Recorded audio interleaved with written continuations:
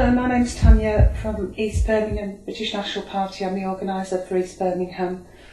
We're here today with a lady who's, for identity's sake, we're going to call her Helen, who's got a story about her daughter with regards to racial grooming. Helen, can you tell me your story, please?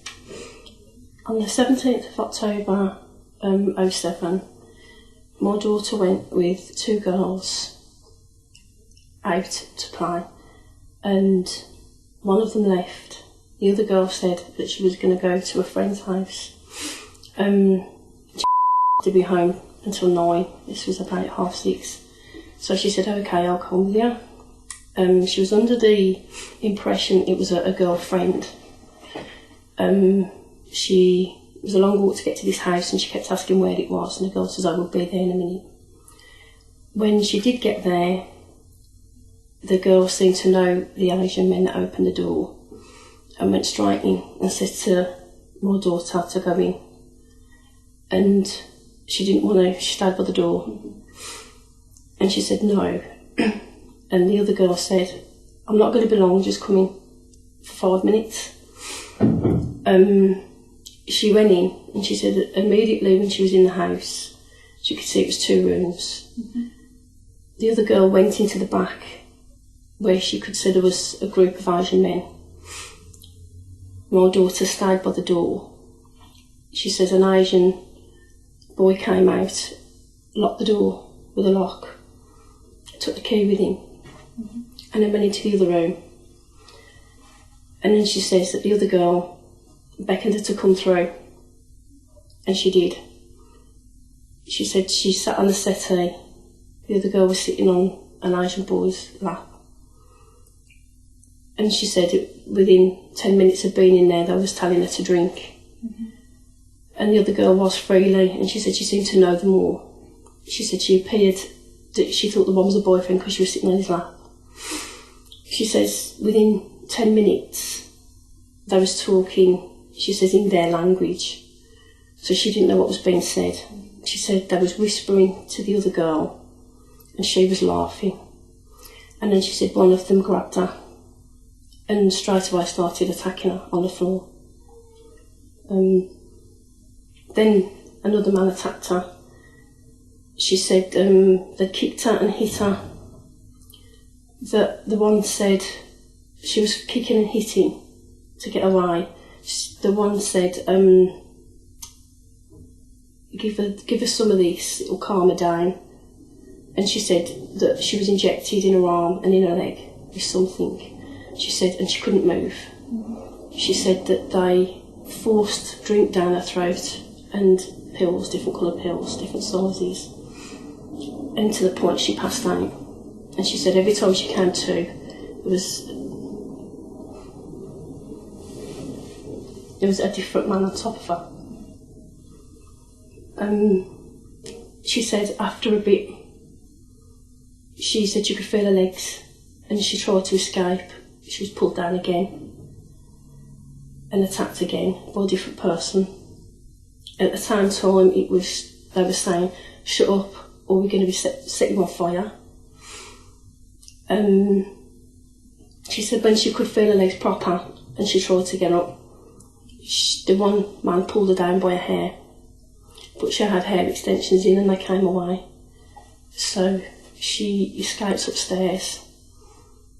And she said the whole time it went on, the girl that took her to the house sat in the room laughing and let it continue. She didn't. At one point, she didn't at all try and stop it. She said she got upstairs. She ran into a room and tried to lock the door, but one of them ran in and she was raped again. I think she said his phone rang. And so he stopped to answer the phone, and so she got out of the room and ran into a bathroom where she locked the door. Mm-hmm. I actually rang her at that point to tell her she was late home. A mother would, worried about the daughter. And she was screaming, so I don't know where I am, help me. Mm-hmm. She said they was trying to smash the bathroom door in and kicking the bottom panel in. And she said the only way out was through a small window. And she said so she stood on the bath and onto the window ledge, and she says when they'd smashed the top panel through and put their arm round to open the door, at that point she jumped out of the window. And she said she fell on the floor, and she said for some reason, she doesn't know why, but she said I just lay there. And she could hear then the girl that took her there in the top window shouting, "Oh, she's dead." And she could hear the males, and she said she stayed there lying there. And then she said she could hear the doors and that banging. And she got up, and her arm and her foot was hurting. And she ran through a garden. She said there was a smashed fence, and she ran through 2 or 3 gardens, she wasn't sure how many, until she found an alleyway, and then she ran to the front. She said when she got to the front of the path, she hid between parked cars, and she said she could see everybody that had been in the house were running out of the house and getting into cars and going. And she tried to ring the police on the phone, but because of her drugged state, she couldn't work the phone properly.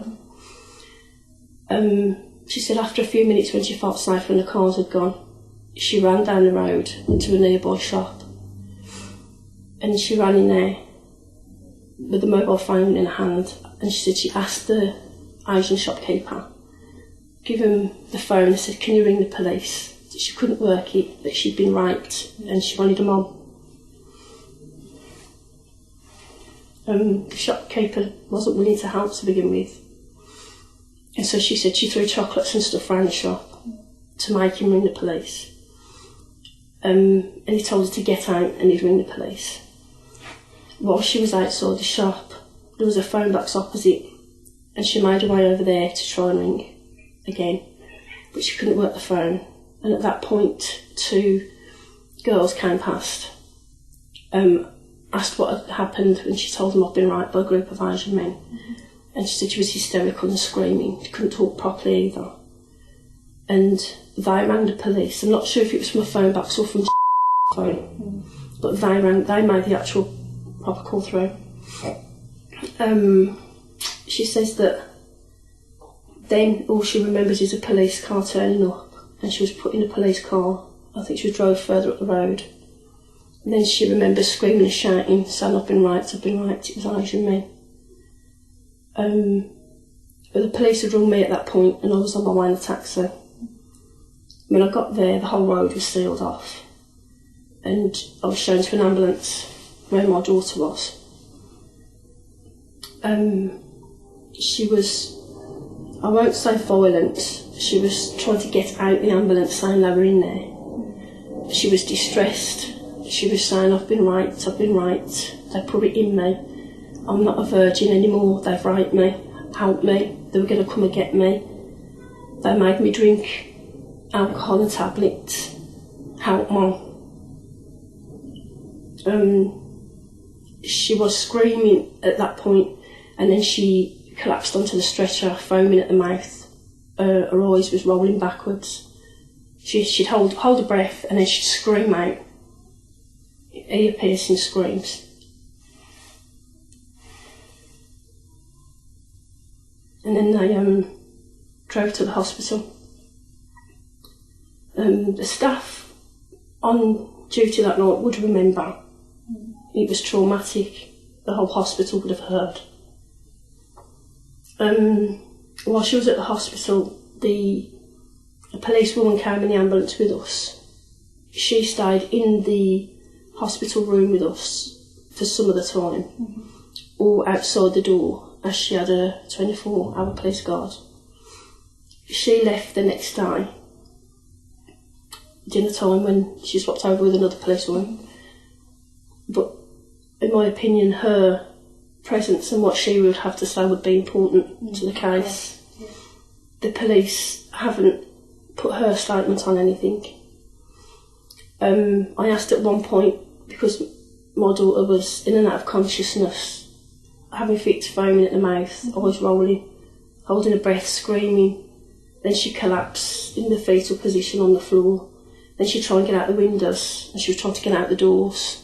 And then she collapsed again. It was like a routine of, it was obvious. Obviously, a side effect towards Yeah. drugs. Yeah. But she was saying, you know, a lot of important information with detail. She was describing her attackers. She was saying what tracksuit they had on.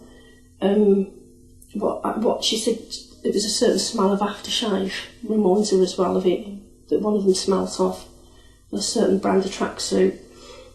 She was saying that there was drugs in a game's case. She was describing the living room, but the whole time then she'd be having a fit. And I asked the policeman why she wasn't writing it down. And she said, I've written some of it down. She says, but it's important that you remember what she's saying for your statement. And so I did. From that point on, I remembered everything that my daughter was saying. They didn't take her clothes for forensics then. They didn't do blood tests or anything then. They just sort of left her in the room in that state with a nurse coming in now and again. And I think it was about 1 o'clock in the morning, they gave her an injection to calm her down. And that did a bit. And then she did a water sample about 2. I asked the staff who was taking the sample, and a nurse says that the police were taking it. So, in your opinion, should this not have been done when she was submitted to hospital straight away? Yeah, and her clothes. They didn't take her clothes. She slept in her clothes all night. No one came in and says, we need those now, it's important. The water sample, they said, would be going to the police. They was going to sort sample out. I asked if it was normal procedure, and the nurse said sometimes. And she said, they'll get it done quicker. It'll take 2 to 3 weeks for the results. And she said, if we do it, it'll take longer. She was admitted to a ward at about 4 a.m. in the morning. The next morning is when her clothes were put in bags for forensics. And she was forensically examined on the dinner time. This was the day after the attack. By an Asian male doctor, which I thought was insensitive, and a female paediatrician. She complied throughout the exam, completely. The doctor did say at one point, if you don't want me to do the internal exam, the female can do that under my instructions, which at that point says I would prefer that. We've since found out that the female doctor wasn't qualified. She didn't do the exam properly and didn't use the correct equipment. She only did a low vaginal swab and not a high. And I understand in right cases it was important for DNA not collected that she did the high sample, and she didn't. They didn't take photographs. At some point I had to remind them to take. She had a cut on a knuckle from hitting one in the mouth that was an oval shape with blood. It was bleeding. I had to tell them to swab it, which I thought they should have known the job. It wasn't my job to do that. And it was done in a room in the hospital. It wasn't a rape suite. It was just a normal room in the hospital. So anybody's DNA could have contaminated any samples in there. She was done another water sample then, and she had to have the morning after pill and a hepatitis B injection. And they discussed an AIDS injection, but they said they decided against it because of side effects. But then you had to take her for a follow-up injection. Yeah, she had to go for a second and a third hepatitis injection. I think it was a month after the second one. And the nurse wanted to charge us for the injection, even though she'd been raped. And then she said, given the circumstances, there wouldn't be a charge this time. But she didn't want to go for the third because we thought we had to pay. So she didn't complete the course. Right. How do you feel that the police have acted throughout this whole investigation? Very, very angry. It was a child. She was vulnerable. At the time of the attack, she was 14. She was attending a hospital school. because she had severe social phobias, that she wouldn't eat in public, she wouldn't stand in a queue, she wouldn't use public toilets. At school she was being taught on her own in a little room because she wouldn't mix. The social phobias were so severe. She was seeing a counsellor, and that's why she was at the hospital school. She was also awaiting brain scan results when this happened. She clearly wasn't the sort of girl that would have gone to a house like that. No. On her own? No. She wouldn't stand in the queue in a McDonald's or fast food takeaway or eat in McDonald's. She'd take it home and eat it in private. She clearly wouldn't do that. There would have been teachers' reports, doctors' reports to have backed that up, but the police haven't wanted to know. Were there any arrests made consequently? The day after it happened, 2 Asian Muslim boys were arrested because of names she'd said. But she did also say other names.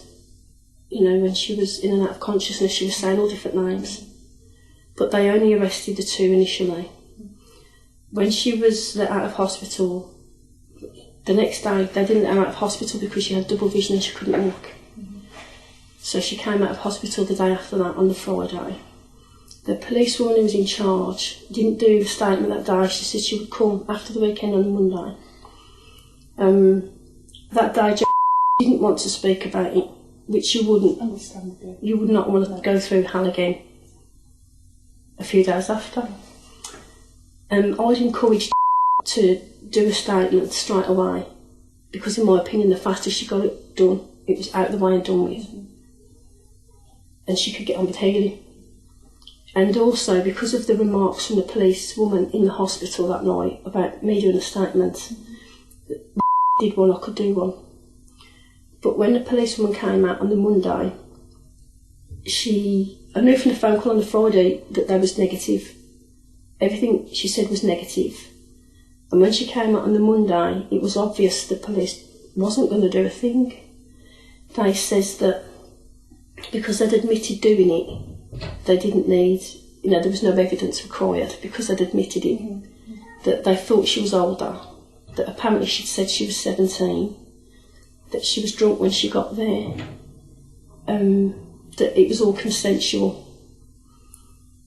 And she just did not want to do my statement. She didn't encourage her and say it's better for everybody if you just do it. I was given false information from the officer. She told me not to tell my family. And I said, my daughter's done nothing to be ashamed of. We're a close family. Which, caused more distress because of her comments. I didn't tell family for 2 weeks. And, I have no support, neither. She said it didn't happen at the location where it happened at. She was calling my daughter a liar. She suggested we should go on holiday. That would make us better and to get over it. I mentioned a private prosecution. She said, how much it would cost? She was just full of negative, comments. And she said she didn't think there was going to be anything in the toxology reports either. Right. And I went, and I couldn't believe that she was so insensitive. She told to smile, and then she says, all we need is your mother to smile now. I couldn't believe that she was so insensitive. Everything was so raw. Their colouring. She asked if she knew the difference between telling the truth and lying, and how much the doctors had cost that she'd seen, and how much money would have been wasted if she wasn't telling the truth. In my opinion, she was implying my daughter was lying. And that was on the Monday. She rang me on the Wednesday to say it was as she thought. There was nothing in the toxology reports at all, which I couldn't believe. And she was saying, so without evidence in the toxology, there's not a case. She wasn't given a specially trained officer. The family should have had a specially trained officer in such a sensitive situation. She was denied basic human rights, as far as I'm concerned, in a situation like that, and she was a child. They was made aware of the facts of her being vulnerable, and they just ignored it and added to the family's distress, and especially my daughter's. And then to say there was nothing in the toxology reports, I found hard to swallow, being as the hospital had given her an injection to calm her down. And if she was drunk, there was nothing in there. There's no evidence of alcohol in the water report? She said there was no drugs. I'd like to know what water sample I actually tested, or even if it was my daughter's water sample I tested. Because I find everything the police have said hard to swallow and misinformed to the point of lying. You know, it was like I was made to feel that my daughter was to blame and that she should feel guilty and ashamed. She came 2 weeks later to return the clothes from forensics. I don't even think they were sent to forensics given that time limit. And the water sample was returned in 5 days when they told me at the hospital it would take 2 to 3 weeks. So there was all these questions that wasn't making sense that I wanted answered and the police wouldn't. Because of that, I went to see a solicitor who started a compensation claim. She said that was the first step. And then she said we'd see what else happened with the police before she did anything else. 3 weeks had passed by then, and I wrote to Lloyd House to complain and say, I can't believe you've treated a child like this. With everything that's gone on, you said there's no evidence, and there is evidence. And started a complaints procedure. That was November 2007. That was only finalised this year in February. So it's taken almost a year and a half. And the things that were in there are lies. There's so many contradictions and inconsistencies, it's unbelievable. So do you feel that the police have just seemed to brush this under the carpet rather than help you in any way at all? They haven't helped at all. I've added to the distress. I feel that she was raped, which was awful and terrible to begin with. And then I feel that because of the police's procedure, it was like being raped all over again. You know, she wasn't allowed the basic human rights. She wasn't treated with dignity or sympathy. Nothing. It was just like, it happens, get on with it. Smile. How's your daughter now? Still in the sort of same house she was then. It's culminated in 10 days before the anniversary of the rape. She took an overdose. She was admitted to hospital. She was kept in 5-6 days. Released into the care of a psychiatrist. She's on antidepressants and sleeping tablets. And she's suffering from post-traumatic stress disorder. And she's now back at hospital school again. So it's really put her backwards. She can't sleep. She won't sleep on her own.